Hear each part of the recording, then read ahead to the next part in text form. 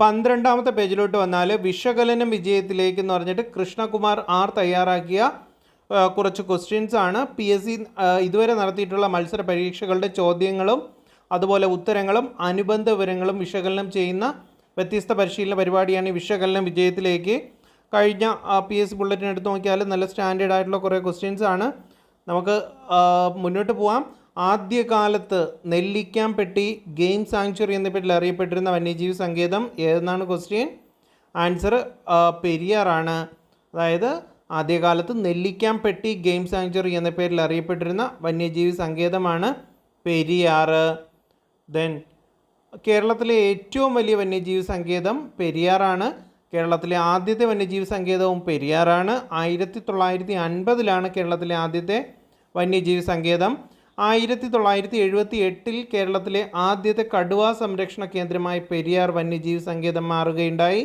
അപ്പോൾ 1978 കേരളത്തിലെ ആദ്യത്തെ കടുവാ സംരക്ഷണ കേന്ദ്രമായി പെരിയാർ വന്യജീവി സങ്കേതം മാറി. ദെൻ തേക്കടി വന്യജീവി സങ്കേതം എന്നും പെരിയാർ വന്യജീവി സങ്കേതത്തെ അറിയപ്പെടുന്നു. തേക്കടി വന്യജീവി സങ്കേതത്തിൻ്റെ മറ്റൊരു പേരാണ് പെരിയാർ വന്യജീവി സങ്കേതം. കർണാടകയിലെ ബന്ദിപ്പൂർ കടുവാ സംരക്ഷണ കേന്ദ്രം, തമിഴ്നാട്ടിലെ മുതുമലൈ വന്യജീവി സങ്കേതം എന്നിവയുമായി അതിർത്തി പങ്കിടുന്ന വന്യജീവി സങ്കേതമാണ് വയനാട് വന്യജീവി സങ്കേതം.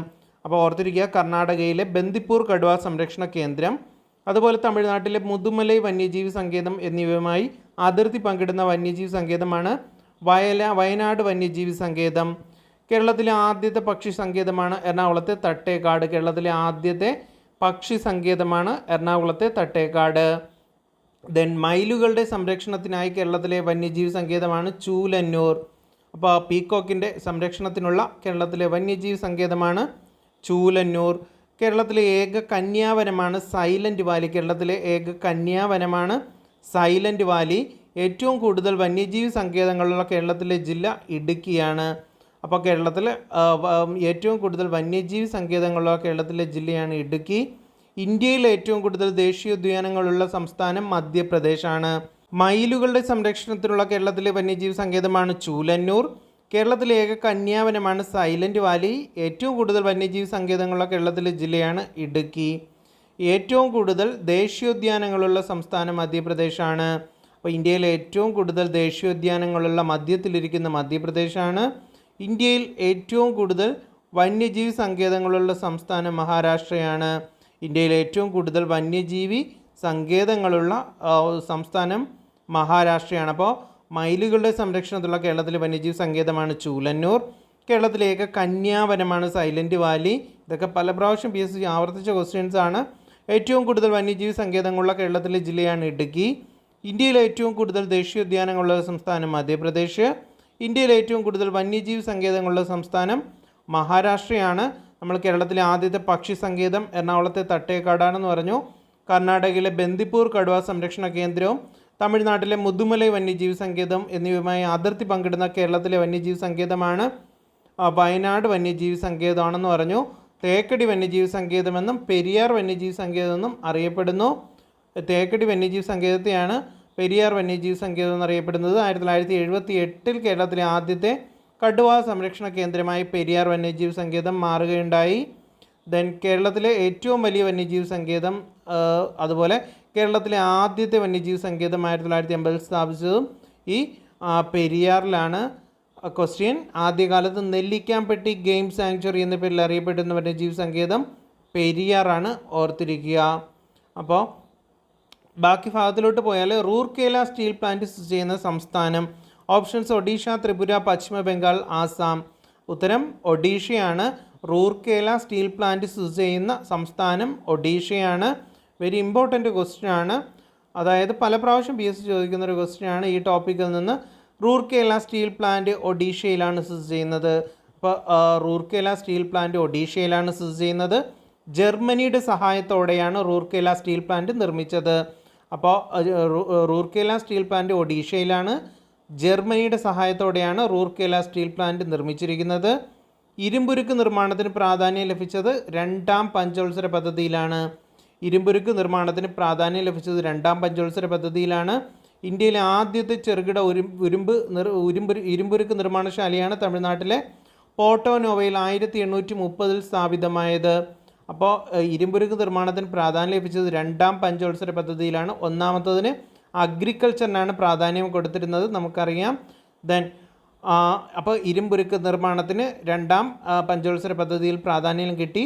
ഇന്ത്യയിലെ ആദ്യത്തെ ചെറുകിട ഇരുമ്പുരുക്ക് നിർമ്മാണശാലയാണ് തമിഴ്നാട്ടിലെ പോർട്ടോ-നോവയിൽ 1830 സ്ഥാപിതമായത്. അതുപോലെ ഫിലായ് ഉരുക്ക് നിർമ്മാണശാല ഛത്തീസ്ഗഡിലാണ് സ്ഥിതി ചെയ്യുന്നത്. ഫിലായ് ഉരുക്ക് നിർമ്മാണശാല ഛത്തീസ്ഗഡിലാണ് സ്ഥിതി ചെയ്യുന്നത്. റഷ്യയുടെ സഹായത്തോടെ 1959 ഫിലായ് ഉരുക്ക് നിർമ്മാണശാല നിർമ്മിച്ചത്. അപ്പോൾ റഷ്യയുടെ സഹായത്തോടെയാണ് 1959 ഫിലായ് ഉരുക്ക് നിർമ്മിച്ചത്. വിജയനഗര സ്റ്റീൽ പ്ലാന്റ് കർണാടകയിലാണ്. സേലം സ്റ്റീൽ പ്ലാന്റ് തമിഴ്നാട്ടിലാണ്. Visvesvaraya iron and steel limited കർണാടകയിലെ ഭദ്രാവതിയിലാണ്. അപ്പോൾ Visvesvaraya iron and steel limited കർണാടകയിലെ ഭദ്രാവതിയിലാണ്. ഇന്ത്യയിലെ പൊതുമേഖല ഇരുമ്പുരുക്ക് നിർമ്മാണശാലകളെ നിയന്ത്രിക്കുന്നതിന് സ്റ്റീൽ അതോറിറ്റി ഓഫ് ഇന്ത്യ ലിമിറ്റഡാണ് സെയിൽ. നിലവിലെ സെയിൽ ചെയർമാൻ അമരേന്ദു പ്രകാശാണ്. അപ്പോൾ നിലവിലെ സെയിൽ ചെയർമാൻ അമരേന്ദു പ്രകാശാണ്. ദെൻ ഇന്ത്യയിലെ പൊതുമേഖല ഇരുമ്പുരുക്ക് നിർമ്മാണശാലകളെ നിയന്ത്രിക്കുന്നതിന് സ്റ്റീൽ അതോറിറ്റി ഓഫ് ഇന്ത്യയാണ്, സെയിൽ ലിമിറ്റഡാണ്. നിലവിലെ സെയിൽ ചെയർമാൻ അമരേന്ദു പ്രകാശാണ്. ദെൻ ചണം കൂടുതൽ ഉൽപ്പാദിപ്പിക്കുന്ന രാജ്യം ഇന്ത്യയാണ്. അപ്പോൾ ചണം കൂടുതൽ ഉൽപ്പാദിപ്പിക്കുന്ന രാജ്യം ഇന്ത്യയാണ്. ബാർലി ആണെങ്കിൽ റഷ്യയാണ്. ചോളം അമേരിക്കയാണ്. ഗോതമ്പ് ചൈനയാണ്. റബ്ബർ തായ്ലാൻഡാണ്. കാപ്പി ബ്രസീലാണ്. അപ്പോൾ ബാർലി റഷ്യ, ചണം കൂടുതൽ ഉൽപ്പാദിപ്പിക്കുന്ന ഇന്ത്യയിലാണ്, ബാർലി റഷ്യയിലാണ്, അതുപോലെ ചോളം അമേരിക്കയിലാണ്, ഗോതമ്പ് ചൈനയിലാണ്, റബ്ബർ തായ്ലാൻഡിലാണ്, കാപ്പി ബ്രസീലിലാണ്. അപ്പോൾ ഇങ്ങനെയാണ് അത് വരുന്നത്. അടുത്ത 4ാമത്തെ ക്വസ്റ്റ്യനിലോട്ട് പോയാൽ, കാറ്റിൽ നിന്നും വൈദ്യുതി ഉൽപ്പാദിപ്പിക്കുന്ന കേരളത്തിലെ സ്ഥലം. ആൻസർ കഞ്ചിക്കോടാണ്. അപ്പോൾ കാറ്റിൽ നിന്നും വൈദ്യുതി ഉൽപ്പാദിപ്പിക്കുന്ന കേരളത്തിലെ സ്ഥലം കഞ്ചിക്കോടാണ്. ഓപ്ഷനിൽ വിഴിഞ്ഞം, കായംകുളം, മൂലമറ്റം, കഞ്ചിക്കോട് കൊടുത്തിട്ടുണ്ട്. ആൻസർ കഞ്ചിക്കോടാണ്. കാറ്റിൽ നിന്നും വൈദ്യുതി കഞ്ചിക്കോട്. തിരമാലയിൽ നിന്നും വൈദ്യുതി ഉൽപ്പാദിപ്പിക്കുന്ന ഇന്ത്യയിലെ ആദ്യ പദ്ധതി സ്ഥാപിതമായ സ്ഥലം വിഴിഞ്ഞത്താണ്. തിരമാലയിൽ നിന്നും വൈദ്യുതി ഉൽപ്പാദിപ്പിക്കുന്ന ഇന്ത്യയിലെ ആദ്യ പദ്ധതി സ്ഥാപിതമായ സ്ഥലം വിഴിഞ്ഞത്താണ്. കേരളത്തിൽ ഏറ്റവും കൂടുതൽ ഉൽപ്പാദിപ്പിക്കുന്നത് ജലവൈദ്യുതിയാണ്. അപ്പോൾ കേരളത്തിലെ ഏറ്റവും കൂടുതൽ ഉൽപ്പാദിപ്പിക്കുന്നത് ജലവൈദ്യുതിയാണ്.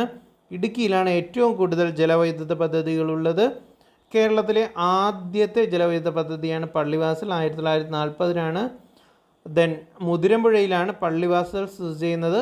ഏഷ്യയിലെ തന്നെ ആദ്യത്തെ ആർച്ച് ഡാമാണ് ഇടുക്കി ഡാം. ഏഷ്യയിലെ തന്നെ ആദ്യത്തെ ആർച്ച് ഡാമാണ് ഇടുക്കി ഡാം.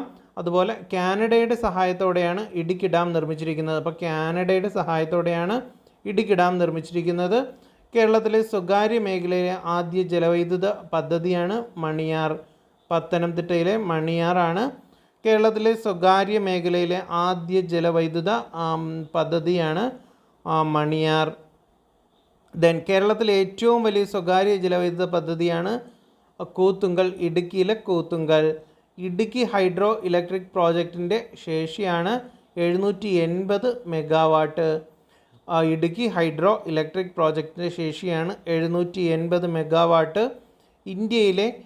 സ്വതന്ത്ര ഇന്ത്യയിലെ ആദ്യ വിദ്യാഭ്യാസ മന്ത്രി മൗലാന അബുൽ കലാം ആസാദാണ്. ഓപ്ഷനിൽ മൊറാർജി ദേശായിയും ഡോക്ടർ എസ് രാധാകൃഷ്ണനും ജഗ്ജീവൻ റാമും മൗലാന അബുൽ കലാം ആസാദും കൊടുത്തിട്ടുണ്ട്. ആൻസർ മൗലാന അബുൽ കലാം ആസാദാണ്. സ്വതന്ത്ര ഇന്ത്യയിലെ ആദ്യ വിദ്യാഭ്യാസ വകുപ്പ് മന്ത്രിയാണ് ഡോക്ടർ മൗലാന അബുൽ കലാം ആസാദ്.